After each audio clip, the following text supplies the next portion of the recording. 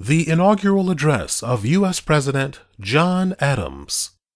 When it was first perceived, in early times, that no middle course for America remained between unlimited submission to a foreign legislature and a total independence of its claims, men of reflection were less apprehensive of danger from the formidable power of fleets and armies they must determine to resist than from those contests and dissensions which would certainly arise concerning the forms of government to be instituted over the whole and over the parts of this extensive country. Relying, however, on the purity of their intentions, the justice of their cause, and the integrity and intelligence of the people, under an overruling providence which had so signally protected this country from the first, the representatives of this nation, then consisting of little more than half its present number, not only broke to pieces the chains which were forging and the rod of iron that was lifted up, but frankly cut asunder the ties which had bound them and launched into an ocean of uncertainty. The zeal and ardor of the people during the Revolutionary War, supplying the place of government, commanded a degree of order sufficient at least for the temporary preservation of society. The confederation which was early felt to be necessary was prepared from the models of the Batavian and Helvetic confederacies, the only examples which remain with any detail and precision in history, and certainly the only ones which the people at large had ever considered. But reflecting on the striking difference in so many particulars between this country and those where a courier may go from the seat of government to the frontier in a single day,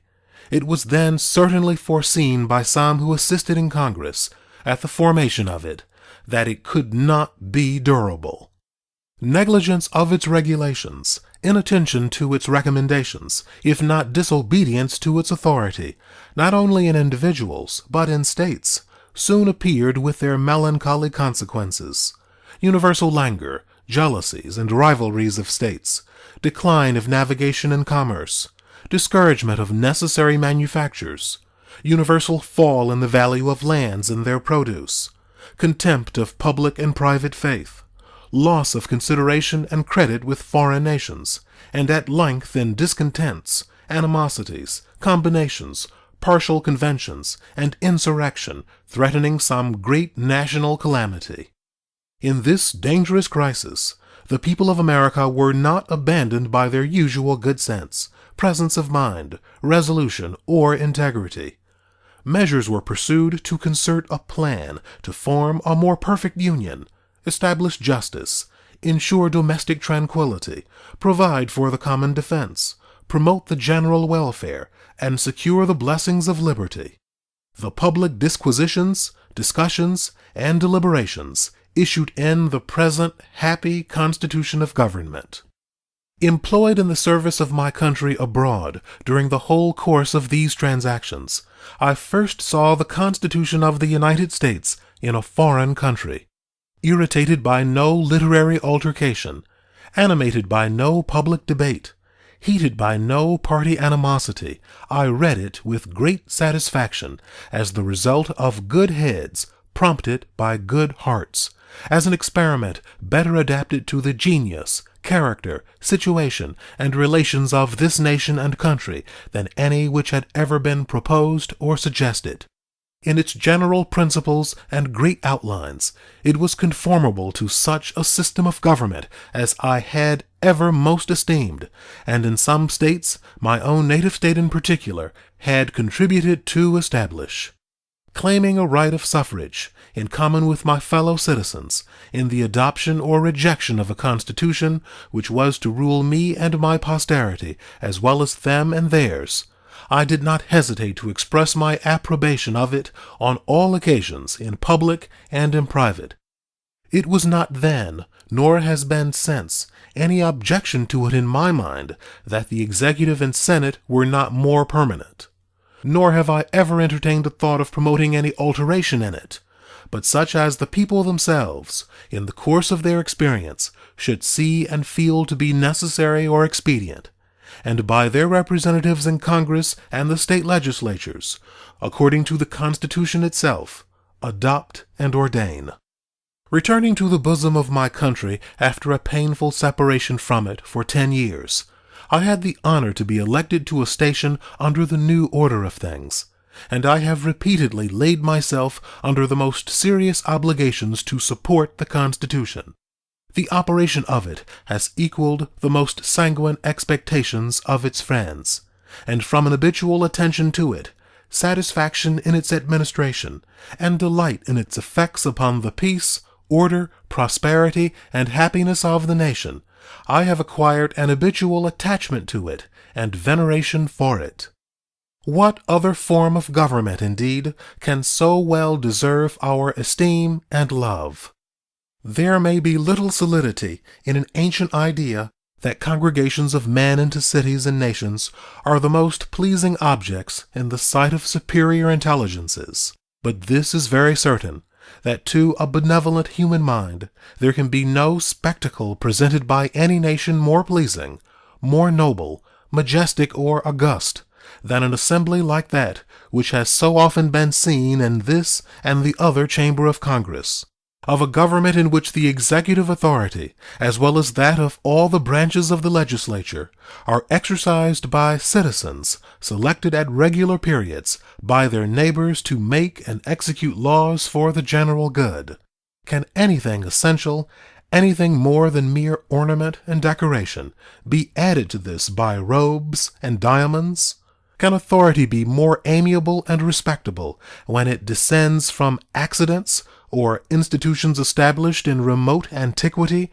than when it springs fresh from the hearts and judgments of an honest and enlightened people? For it is the people only that are represented. It is their power and majesty that is reflected, and only for their good, in every legitimate government, under whatever form it may appear. The existence of such a government as ours, for any length of time, is a full proof of a general dissemination of knowledge and virtue throughout the whole body of the people. And what object or consideration more pleasing than this can be presented to the human mind? If national pride is ever justifiable or excusable, it is when it springs, not from power or riches, grandeur or glory, but from conviction of national innocence, information, and benevolence. In the midst of these pleasing ideas, we should be unfaithful to ourselves if we should ever lose sight of the danger to our liberties, if anything partial or extraneous should infect the purity of our free, fair, virtuous, and independent elections. If an election is to be determined by a majority of a single vote, and that can be procured by a party through artifice or corruption, the government may be the choice of a party for its own ends, not of the nation for the national good. If that solitary suffrage can be obtained by foreign nations by flattery or menaces, by fraud or violence, by terror, intrigue, or venality, the government may not be the choice of the American people, but of foreign nations. It may be foreign nations who govern us, and not we the people who govern ourselves. And candid men will acknowledge that in such cases choice would have little advantage to boast of over lot or chance.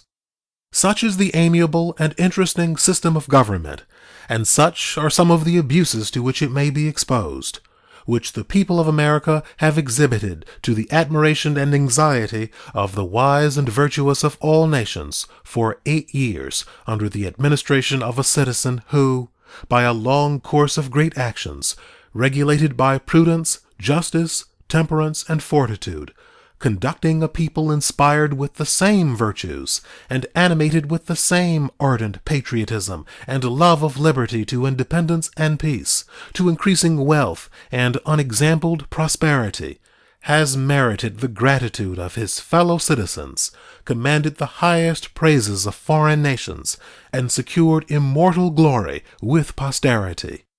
In that retirement, which is his voluntary choice, may he long live to enjoy the delicious recollection of his services, the gratitude of mankind, the happy fruits of them to himself and the world, which are daily increasing, and that splendid prospect of the future fortunes of this country, which is opening from year to year. his name may be still a rampart, and the knowledge that he lives a bulwark against all open or secret enemies of his country's peace.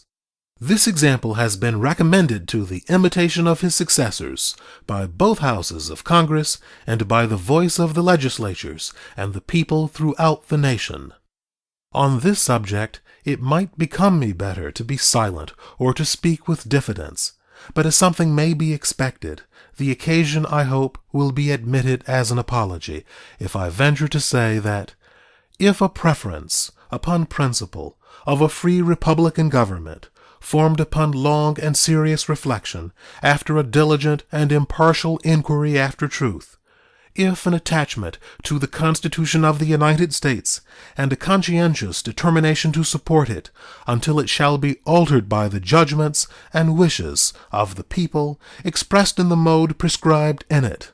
if a respectful attention to the constitutions of the individual states, and a constant caution and delicacy toward the state governments, if an equal and impartial regard to the rights, interest, honor, and happiness of all the states in the Union, without preference or regard to a northern or southern, an eastern or western position, their various political opinions on unessential points, or their personal attachments,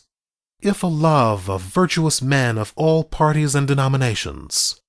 if a love of science and letters, and a wish to patronize every rational effort to encourage schools, colleges, universities, academies, and every institution for propagating knowledge, virtue, and religion among all classes of the people, not only for their benign influence on the happiness of life in all its stages and classes, and of society in all its forms, but as the only means of preserving our Constitution from its natural enemies, the spirit of sophistry, the spirit of party, the spirit of intrigue, the profligacy of corruption, and the pestilence of foreign influence, which is the angel of destruction to elective governments. If a love of equal laws, of justice and humanity in the interior administration, if an inclination to improve agriculture, commerce, and manufacturers for necessity, convenience, and defense,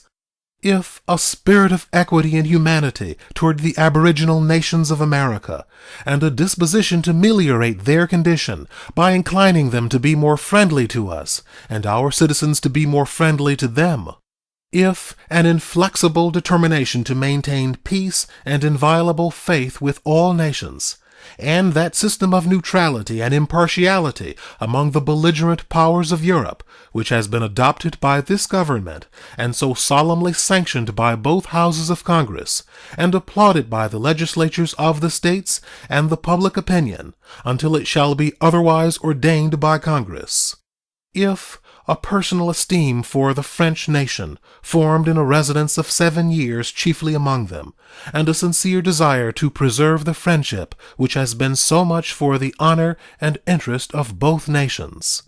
If, while the conscious honor and integrity of the people of America and the internal sentiment of their own power and energies must be preserved, an earnest endeavor to investigate every just cause and remove every colorable pretense of complaint, if an intention to pursue by amicable negotiation a reparation for the injuries that have been committed on the commerce of our fellow citizens by whatever nation, and if success cannot be obtained, to lay the facts before the legislature, that they may consider what further measures the honor and interest of the government and its constituents demand. If a resolution to do justice, as far as may depend upon me, at all times and to all nations, and to maintain peace, friendship, and benevolence with all the world, if an unshaken confidence in the honor, spirit, and resources of the American people, on which I have so often hazarded my all and never been deceived, if elevated ideas of the high destinies of this country and of my own duties toward it, founded on a knowledge of the moral principles and intellectual improvements of the people deeply engraven on my mind in early life, and not obscured but exalted by experience and age, and with humble reverence I feel it to be my duty to add, if a veneration for the religion of a people who profess and call themselves Christians, and a fixed resolution to consider a decent respect for Christianity among the best recommendations for the public service, can enable me in any degree to comply with your wishes, it shall be my strenuous endeavor that this sagacious injunction of the two houses shall not be without effect.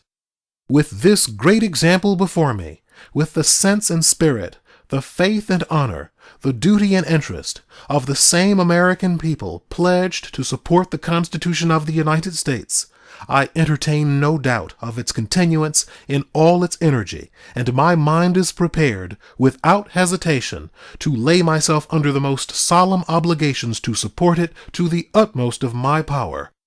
And may that being who is supreme over all, the patron of order, the fountain of justice, and the protector in all ages of the world of virtuous liberty, continue his blessing upon this nation and its government, and give it all possible success and duration consistent with the ends of his providence.